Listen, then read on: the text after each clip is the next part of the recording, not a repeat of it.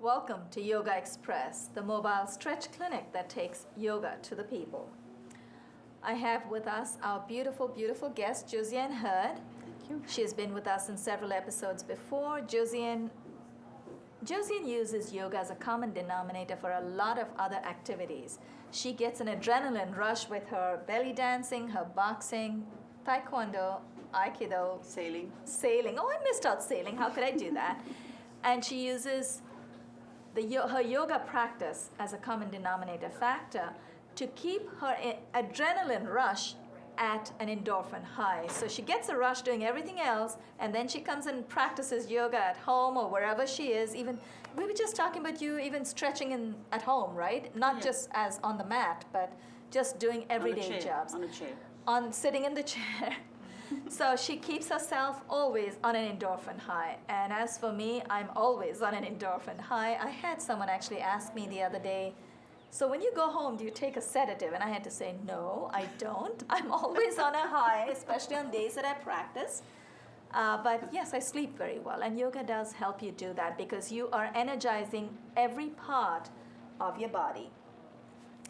Yesterday, we actually brought to you a very special variation of the sun salutation. It was a sequence, it was a variation, a slight variation, an extra posture was added in between the routine sun salutation just to help you understand that the sun salutation sequence by itself can be a complete workout. It targets all major muscle groups, glands, and organs in the body, including the obliques. And that was the extra posture, Parsvakona Namaskara, the prayer twist that we introduced.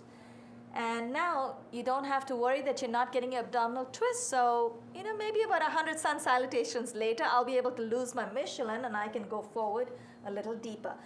The other thing I did point out yesterday, the way Josiane's sitting is Sukhasana. It's a slight variation, an adaptation of Padmasana, where you cross your legs. I'm sitting in what's called Vajrasana. I'm sitting on my heels.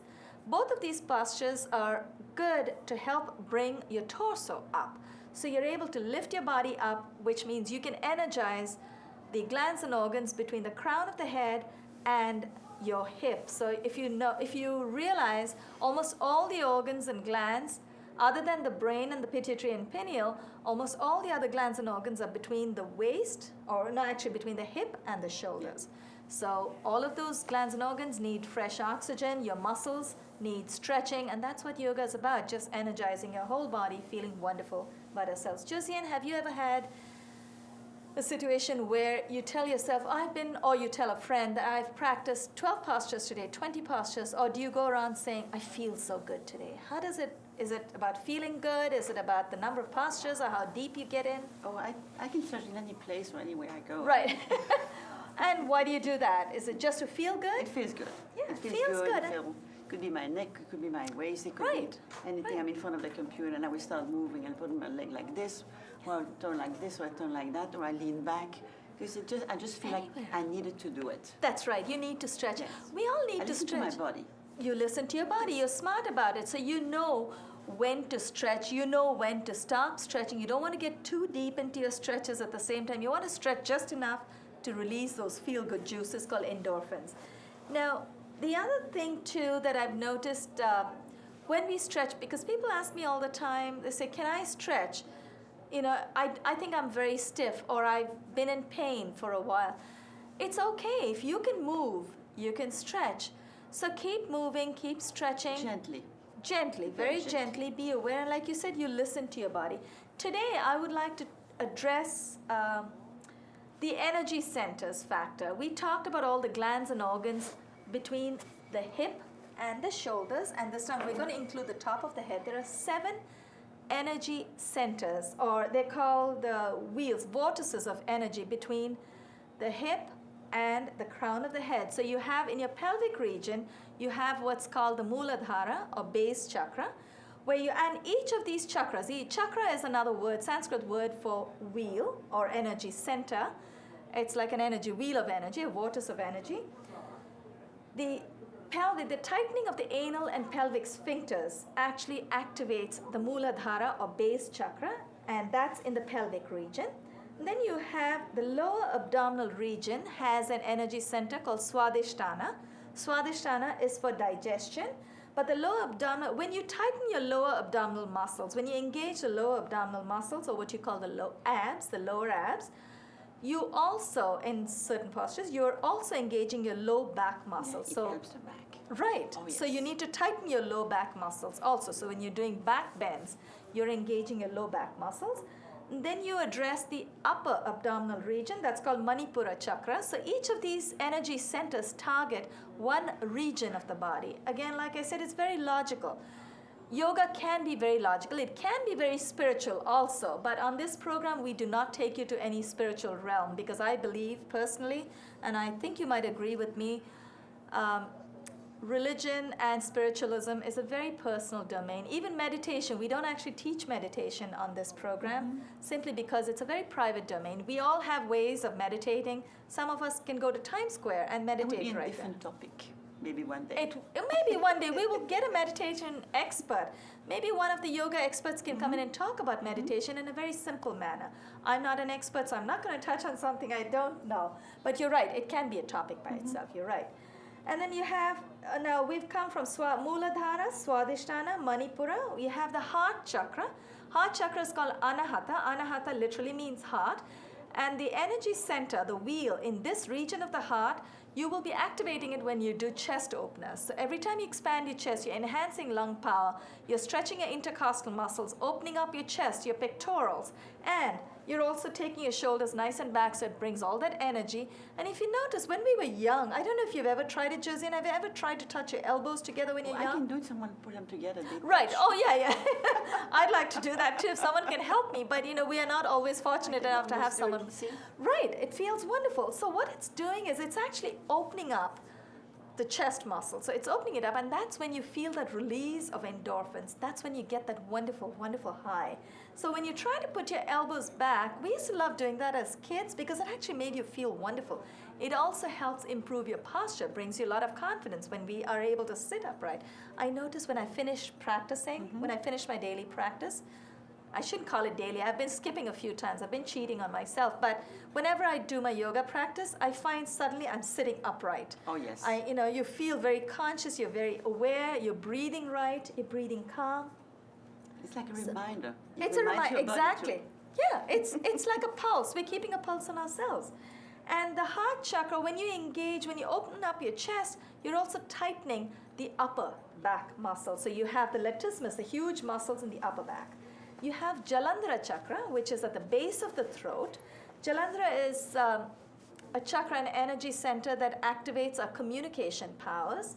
You have Ajna chakra between the eyebrows. We will go a little deeper, but I actually want to give people an idea. Ajna chakra is between the eyebrows. It also controls the pituitary and pineal glands, which control, by the way, all the other glands and organs. And the biggest muscle of all, the brain, is controlled by what's called the Sahasrara, where when you finally have activated all your chakras, all your energy centers, all those vortices have been awakened.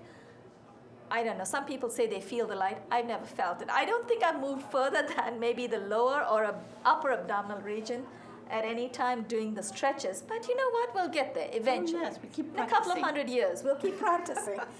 Before we move on into our stretches, at Josiane's request, we are going to be doing the sciatica sequence today. But before we do that, I would like to thank our wonderful crew. We have Maura, Ginger, and Manny in control room under Drew's care. Thanks to all of you. And we have Edwin on camera. If I've missed anyone, please forgive me if anyone's joined us a little late.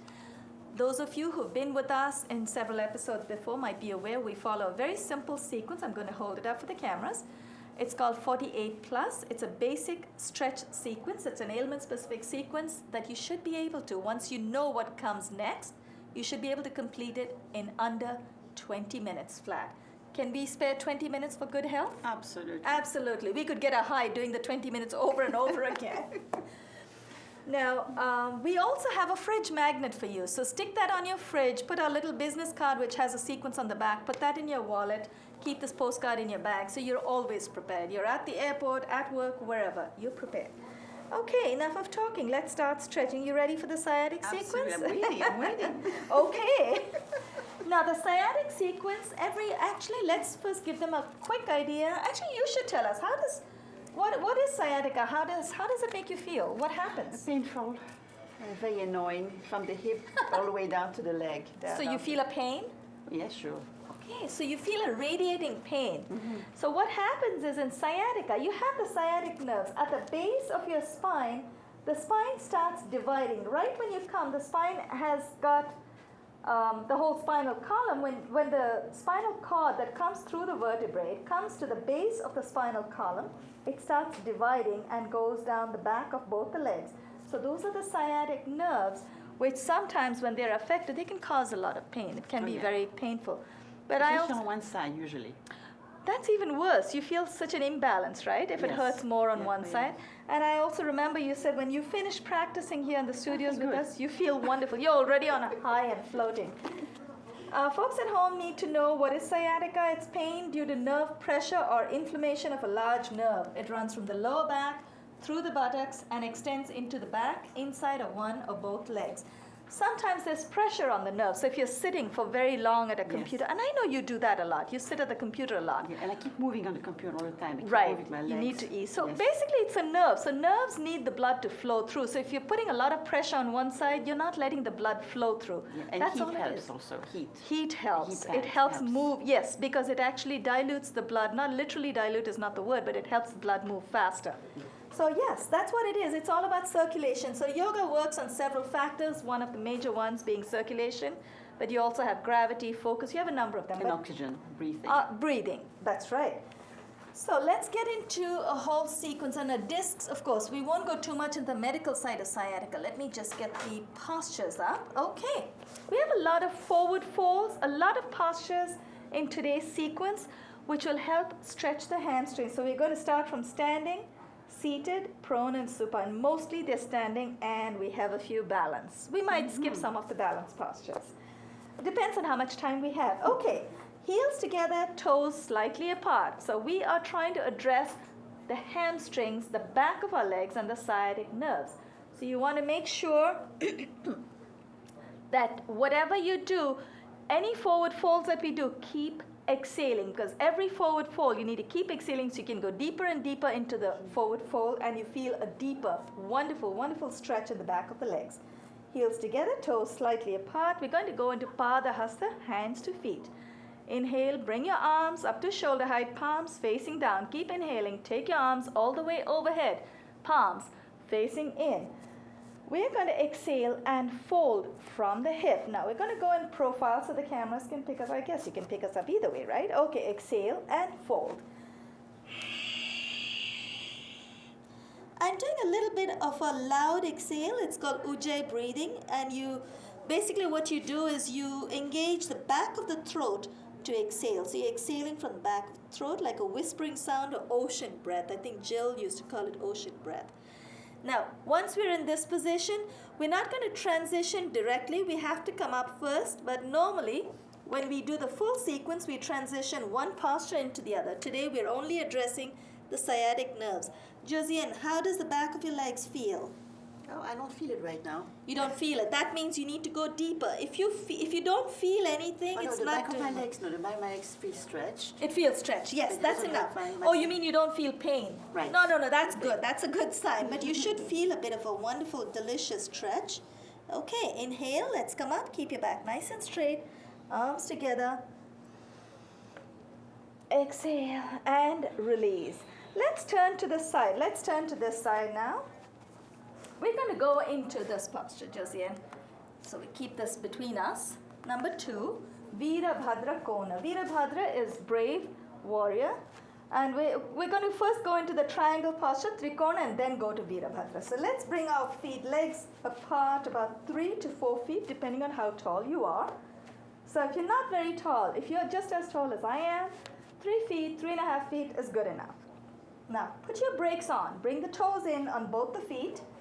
Then, very gently, you want to bring your right foot out. The heel of the right foot aligns with the middle of the left sole. Now, turn to face left. So basically, you want to face forward, whichever is forward for you. For us at the studios, this is left is forward.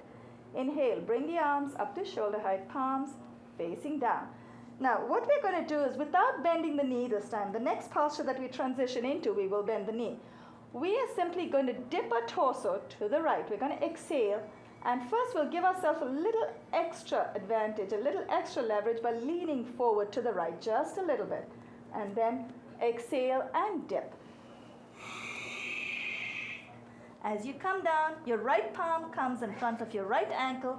Left palm goes all the way up. Josiane, what do you like to call this? Someone is holding my hand. Someone is holding your hand from up above the clouds.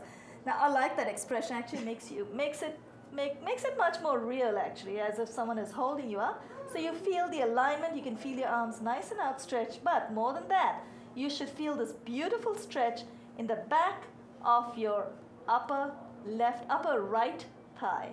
I feel a little bit of a stretch on the abductor muscles, the outside of my upper left, but mostly I feel on the inside and back of my upper right thighs. Inhale, let's come up. Now, we're going to keep our arms where they are, turn, put the brakes on in the right foot, turn your left foot out. Notice we haven't bent our knees yet. We're going to go into that. This is Trikona. 3 is triangle, and cone is corner. 3 is 3. It's 3 corners or triangle. We're going to lean forward to the left a little bit. Look at the tip of your left hand. Exhale, dip your torso to the left. Both the palms are facing forward, and have someone hold your hand and hold it from above. So pretend like someone's holding your hand from above. You have your palms facing forward because you are, well, metaphorically speaking, you are actually collecting energy from the atmosphere. So I like to think of this as a lightning conductor. You should feel a beautiful, delicious stretch on the inside, the back and the inside of the upper left thigh, and a little bit of a stretch, not only in the abductor muscles, the outside of the upper right thigh, but you also feel a bit of a stretch in your obliques, the middle part of your upper, the midriff. Inhale, let's come up. If you notice also, we have been holding our postures a little longer each time. Josiane and I have been through these episodes several times. We've been through these postures many times, so we like to challenge ourselves. If there's no challenge for you, there's no fun, right? If things are too easy, they're probably not good for you. Put your brakes on with the left foot. Now, this time, we're going to turn the right foot out. This time, as we exhale, we are going to bend our right knee and look to the right at the tip of your right hand. Exhale and bend. Now, as I was bending my right knee, you might have noticed I wiggled my left foot further out. Now, this simply helps me feel a little more of a stretch in my quadriceps on the left leg, the upper left thigh, the front of the upper left thigh, but I also feel a beautiful stretch in the adductor muscle, the inside of the upper right thigh. Now we're going to transition into the next posture, Virabhadra Kona. This is Virabhadra Brave Warrior. Exhale and dip your right hand in front of your right foot. Left arm goes all the way up, both palms face forward. Now, keep exhaling. Take your palm all the way, left hand all the way overhead, and hold. Now, this time you should also feel not only a sciatic stretch, not only a stretch in your hamstrings and your sciatic nerves, you should feel a stretch in the psoas muscles. It's a large, compact muscle near the hip area, and you should feel that same stretch coming all the way on your obliques. You should also feel your obliques get a beautiful stretch when you take your arms all the way overhead. You additionally also feel a wonderful tricep stretch. So hold. Inhale, bring your arms back to shoulder height, then release the bent knee. Turn the right foot in, turn the left foot out, look to the left. I can hear the phone ringing. That's probably mine. Exhale. Your left foot is out. The sole of the left foot aligns with, the heel of the left foot aligns with the middle of the right sole. Exhale and bend the left knee. Keep exhaling. Take your left hand all the way in front of your left foot. Take your right arm up. Now make sure you open up your chest, so you should also feel a wonderful pectoral stretch. Now you should also feel a beautiful massage in the lower left of your abdominal region. So your lower abdomen on the left side compresses against the upper left thigh. Hold. Now this time, let's keep exhaling. Let's take our arm, right, raise down all the way overhead and feel that extra tricep stretch. Tricep, obliques, and you should feel the abductor stretch all the way down the side of our body. Inhale, bring your arm up and back to shoulder height. Let's come up, both arms up to shoulder height. Unbend the left knee, turn the left foot in. Exhale and release. Have you had enough of the sciatic stretches yet? Let's turn this way now. Let's turn the other way so the cameras can pick up in a different profile. You know what we are doing, so you're okay, right? Mm-hmm. Okay. You also have the monitor, so we're okay. Now we'll talk ourselves through it. I'm going to keep this block. I know you don't like using props, but I want to keep this block here to show our viewers that if they don't go all the way to the floor, it's perfectly all right. They should feel the stretch. That's more important. Bring your legs out 3 to 4 feet apart. Actually, this posture, I tend to get a little ambitious. I'm going to bring it out just a little more. And the other advantage of doing that is I'm a little closer to the floor. So bring your legs out 4 feet apart if you feel confident. And then put your brakes on. So bring your toes in. Now, palms are by your side. Inhale, bring your arms up to shoulder height, palms facing down. Take it all the way up. Take your arms all the way overhead, palms facing in. Clasp your palms together in any manner that your school has taught you. You can have index finger and thumb together. You can have the whole palm out. You can clasp your hands together. Whatever helps you. Take your shoulders back behind your ears. Your biceps are somewhere just a little behind the ears.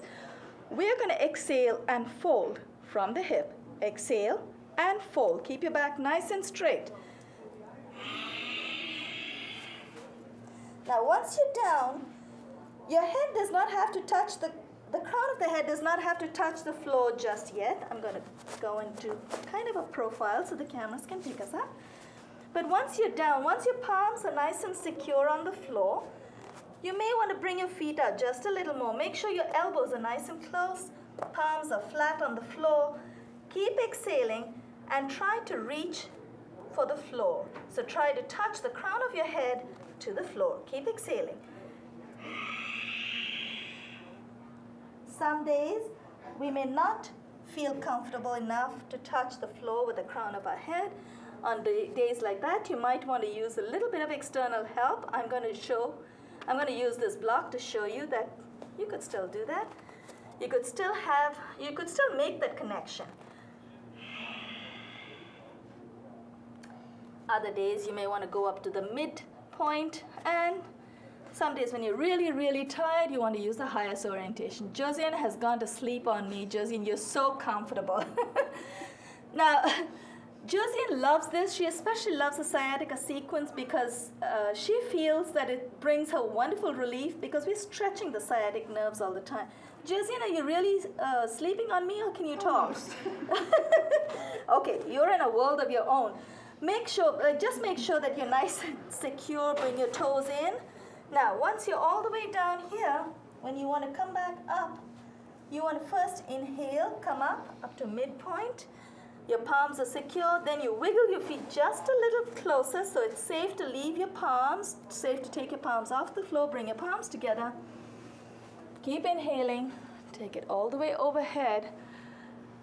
Exhale and release. This is actually a fantastic, fabulous stretch that you should feel in the spinal extensor, the whole back of the body, the whole spine stretches.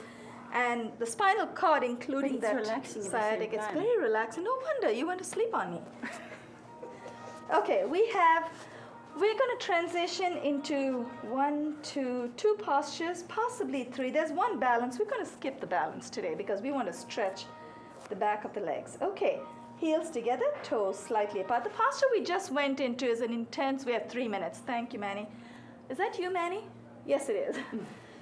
The posture we just went into is called Ugra. Ugra means fierce, and it's just a full forward fold. We're going to go into what's called Ardha Chandra, half moon. Now, you won't feel the sciatic nerve stretch as much unless you go really deep left and right. So we're going to try that. Heels together, toes slightly apart. Inhale, bring your arms up to shoulder height, palms facing down. Keep inhaling, take your arms all the way overhead, palms facing in.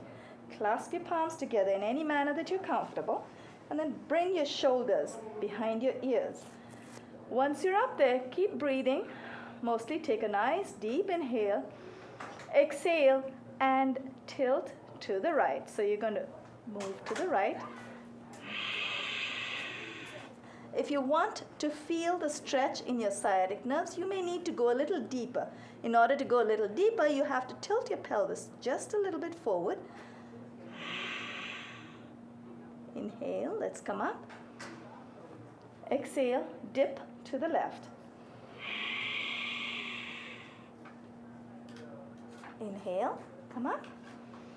Exhale, don't bring your arms down by your side. Bring your arms in front of your chest, your palms in front of your chest. And we're going to transition directly into Kati Chakra. What we just did was Ardha Chandra, half moon. Ardha is half, Chandra is moon. So it's like a half moon, like a crescent moon. Thus, for this position, this is called Kati Chakra or spinning wheel. Chakra is wheel. As you know, chakra is the vortices of energy. And Kati is either cut off or actually independent or spinning, moving away from us. So we're going to keep our feet about 6 to 8 inches apart. Palms are in front of the chest. We have 1 minute. We just have 1 minute, so we're just going to swing to the left and to the right. We're going to take a nice deep inhale, exhale to the right. Inhale back to the front. Exhale to the left. Inhale to the front. This time we're going to take our hips with us. Exhale. Perfect timing. I love that music. Exhale to the left. Okay, I think we are energized enough. We have that lovely music coming. Thank you to everybody in the control room. Manny on camera, Edwin in the back in the control room, Ginger, Maura, and thank you, Drew. We feel totally refreshed. We don't want to go home, but I think we have to go home and take a sedative.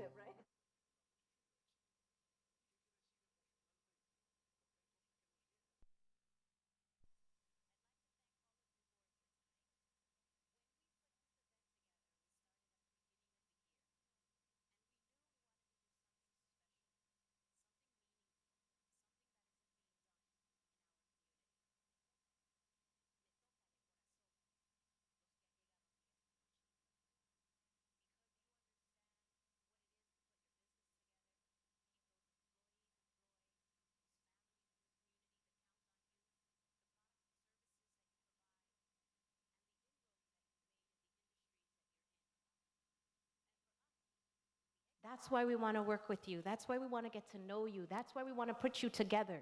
So not only you get to know us, but you get to know each other. Because there are people here who never met each other. And there are some people here who've known each other for a long time. But